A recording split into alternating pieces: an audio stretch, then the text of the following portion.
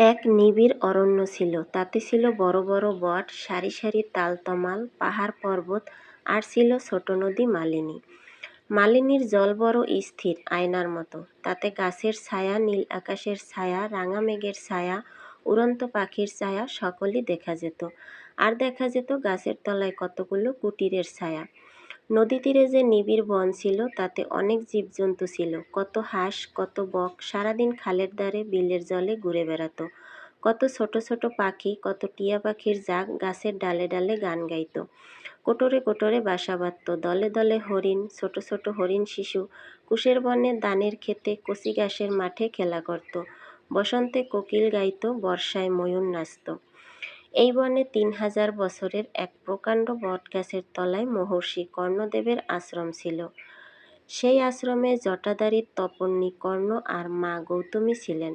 তাদের পাতার কুটির ছিল, পরনে বাকল ছিল, গোয়াল ভরা গাই ছিল, চঞ্চল বাছুর ছিল, আর ছিল বাকল ভরা কতগুলো ঋষিকুমার।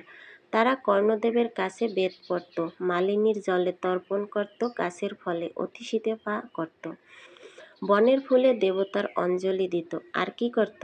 বনে বনে হোমের কাঠকুঠিরে বেড়াত। কালো গাই, দল গাই মাঠে চড়াতে যেত। সবুজ মাঠ ছিল, তাতে গাই বাছুর চড়ে বেড়াত। বনে ছায়া ছিল, তাতে রাখাল ঋষিরা খেলে বেড়াত। তাদের ঘর গড়বার বালি ছিল, ময়ূর গড়বার মাটি ছিল, বেণুবাসের বাঁশি ছিল, বটপাতার বেলা ছিল, আর ছিল খেলবার সাথী বনের হরিণ। গাছের ময়ূর, আর ছিল মা গৌতমীর মুখে দেবদানবের যুদ্ধকথা, তাতকর্ণের মুখে মধুর সামবেদ গান।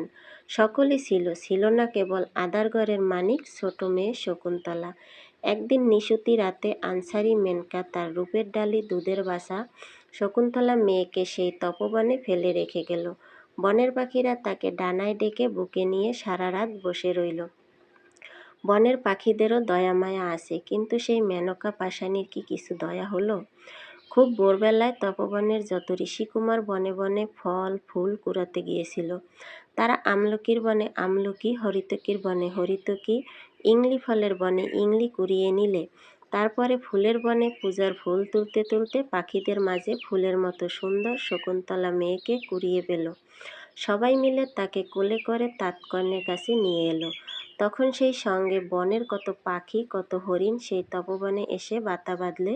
শকুন্তলা সেই তপবনে, সেই বটের ছায়ায় পাতার কুটিরে মা গৌতমীর কোলে পিঠে মানুষ হতে লাগলো। তারপর শকুন্তলার যখন বয়স হলো, তখন তাতকর্ণ পৃথিবী খুঁজে শকুন্তলার বর আনতে চলে গেলেন। শকুন্তলার হাতে তপবনের বার দিয়ে গেলেন। তো শকুন্তলা গল্পটি প্রথম পর্ব এখানেই শেষ। আপনারা যদি পরবর্তী পর্ব শুনতে চান, তাইলে